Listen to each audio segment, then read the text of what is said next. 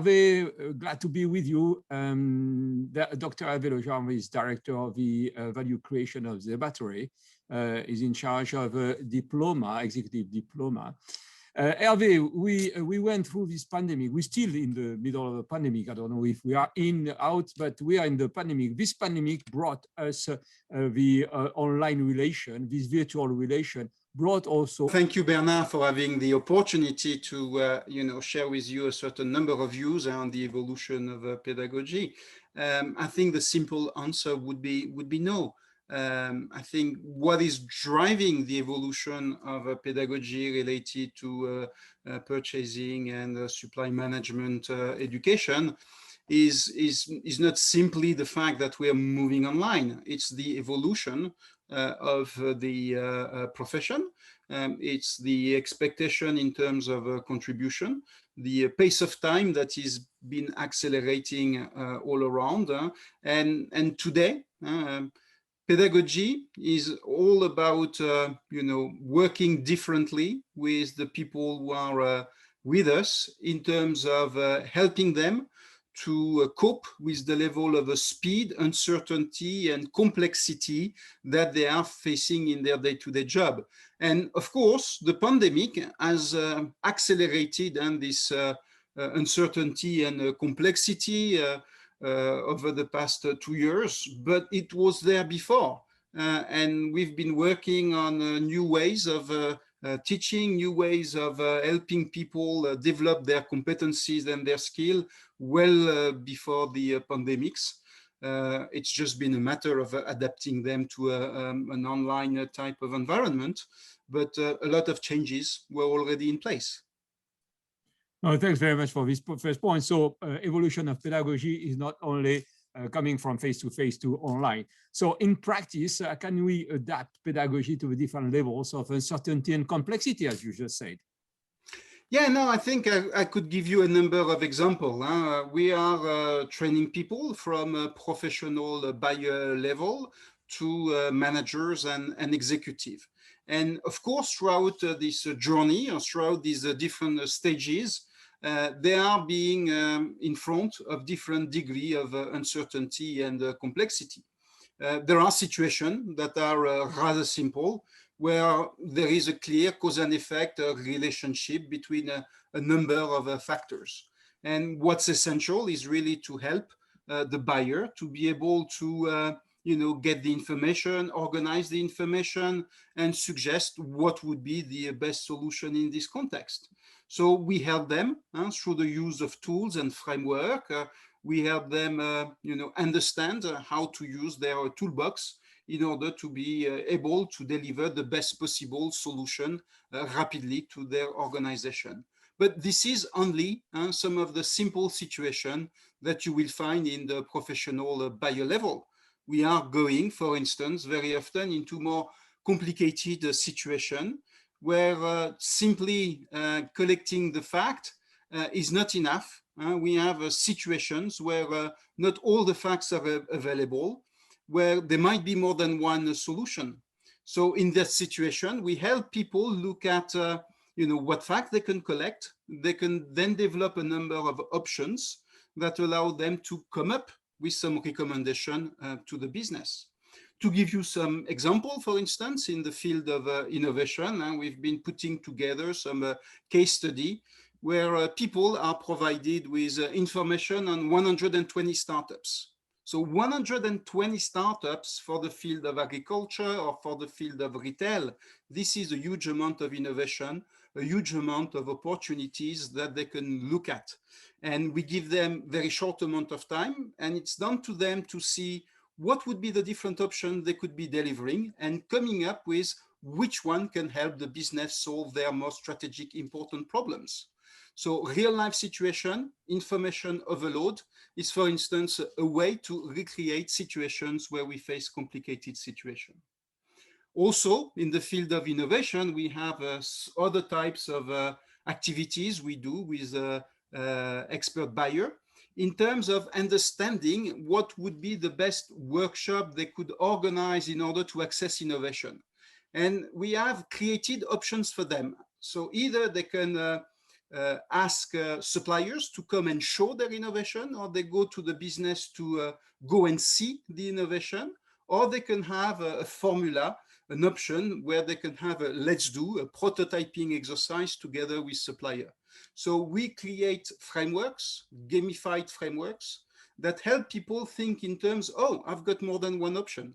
And from that, they think in terms of what would be the most appropriate one, instead of trying to go for what is the one best way to organize innovation workshops across the whole organization. When we go further in terms of complexity of situation, you can only learn by being able to connect with other people, getting some input, getting some different ways of looking at the world. So for instance, in some of our managers program, we organize peer assist sessions. And basically the peer assist session is a situation where people bring problems and they go and get input from their peers, other people, on their problem, how to solve them. This provides them different views about how they can come up with new way of solving their problems and bringing value to the business. We also have, this is the end of our expert buyer program, we have what we call the extreme case. This is the integrative case. And basically we give them a big challenge, something that's totally paradoxical. So for instance, your CEO has been asking you to deliver a program where you are going to expose management to 500 startups in less than a year. And then we say, go, and you have 2 hours, you have a methodology, you are going to follow it and make some recommendation about this. So these are extreme situations that forces people to think out of the box, to find new ways to be able to respond to competing challenges that they've just been given in terms of the time it takes and the amount of activity they need to do in this amount of time. This is really something that helps them to explore options, find the right facts that help them to deliver what would be the best solution for the business. Thank you very much, Herve. If I understand clearly, you have been adapting different pedagogies to the different levels of jobs, competencies. Is it? Can we say that? Yeah, we can say that, because as we progress over time in the different jobs in a purchasing context, the more we progress, the more we need to interact on the true strategic problem of the business with the most important supplier that I'm bringing some added value to the company. And therefore, the way of managing the project, the way of conducting investigations of the market needs to take into account this degree of uncertainty and complexity. I think you have been very keen, and you have been adapting one solution called the leadership sprint for a certain level of people. Can you tell a bit more? Can you tell us a bit more about this leadership sprint? Wonderful name, a leadership sprint. Yeah, the word sprint has been extensively used by people who are supporting the concept of becoming agile. And that's really inspired by the agile practice that we came up with the logic of a leadership sprint. It's a very simple problem-solving activity, but it's got to be done in 6 weeks. And this is something that people who are entering in our purchasing manager level, they have to conduct 3 leadership sprints throughout their program. We coach them, we help them to go through this.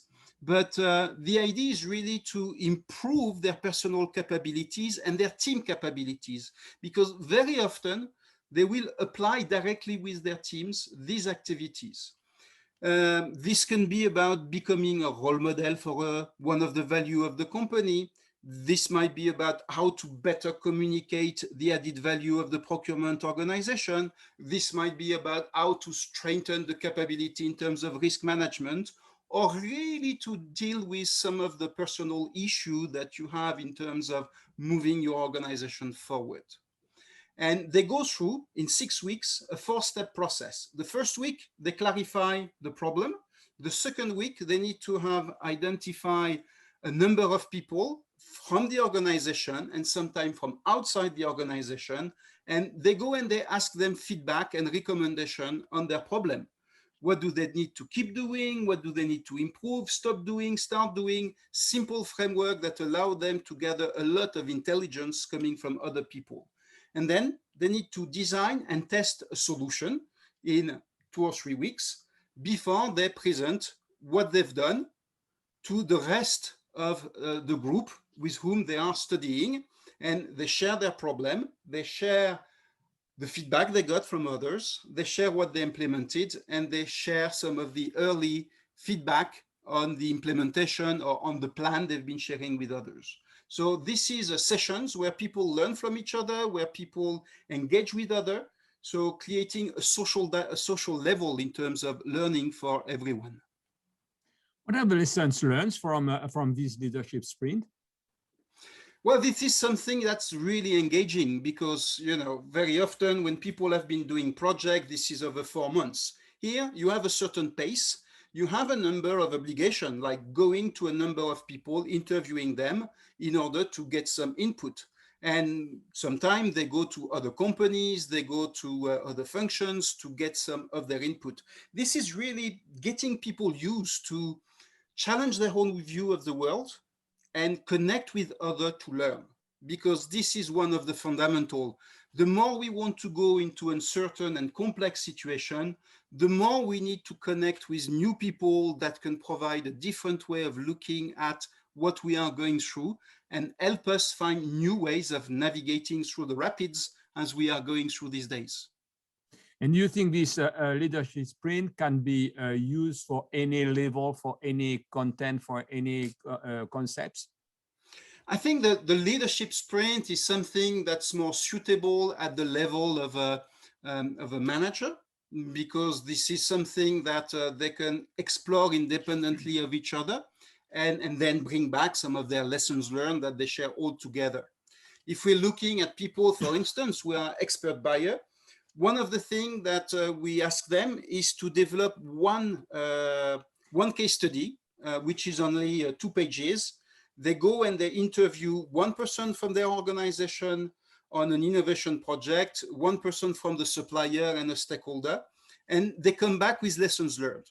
It's a similar process, but this is something that's aimed more at collecting input that they can share all together than at bringing the change at the level of the teams as we do with the purchasing managers. Amazing, thanks very much, Hervé. Just to conclude, which are the EIPM commitment to support managers in the executive education? So when we have senior participants in our program, we are coming to EIPM to what they're here for is to support in order to help them transform and move toward a vision for their organization. So we don't simply commit to help them learn, but we provide them a platform that can help them to lead some change and create learning activities within their teams. This is very much, the idea of this leadership sprint, for instance. They need to bring along some of their team members. They have impact every 6 weeks on people around them. And what we push them is to challenge their assumption. This is the second key element. We push them to challenge their assumptions, see the world from different eyes. So for instance, when we have people who are joining the masterclass, we are going to bring, people who have expertise in the field of data management. We are going to give the views of what are the best practices in terms of data management, or in the field of circular economy.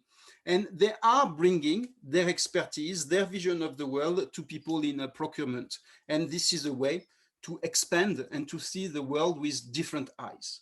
The third one is, by doing this, we hope that we are creating more curiosity, pushing people to look beyond the obvious, exposing them to what happened deeper into their market, and to be connected with different people and ideas over time, either as part of their activities in their project or as part of what they do together with us. And what's really important is to create connection. This is the fourth key element. Connect with and learn from others. That's absolutely essential. What we have as a vision is really to get the group of people that are going through together, that they can continually support each other. A very short call can allow the opportunity to anyone, hey, you know, I'm looking at doing this, at finding a better way of bringing the coaching spirit into my leadership meetings. Have you done anything that has been useful for you? Hey, you know, we are really looking at risk management. I know you've been doing, so really finding way of connecting with others that will be accompanying you over time. At the end of the day, the fifth principle is we challenge people on their limits, but we at the same time develop their confidence. We create groups where there is trust, where you can openly discuss of new things, and you can openly start to experiment with new way of leading your teams. So we challenge their limits, but you know, this is a nice atmosphere of people being together on a regular basis, and it's really developing the confidence of everyone to see everyone making progress and making changes. Thank you very much, Hervé. Amazing, and I thank you very much because you've shown during this discussion that at the IPM we're not only working on the content, on the concepts, on the practices, on the tools, but also on the way of learning, on the way of transferring this knowledge. The pedagogy is very important for us, not only for today but for tomorrow.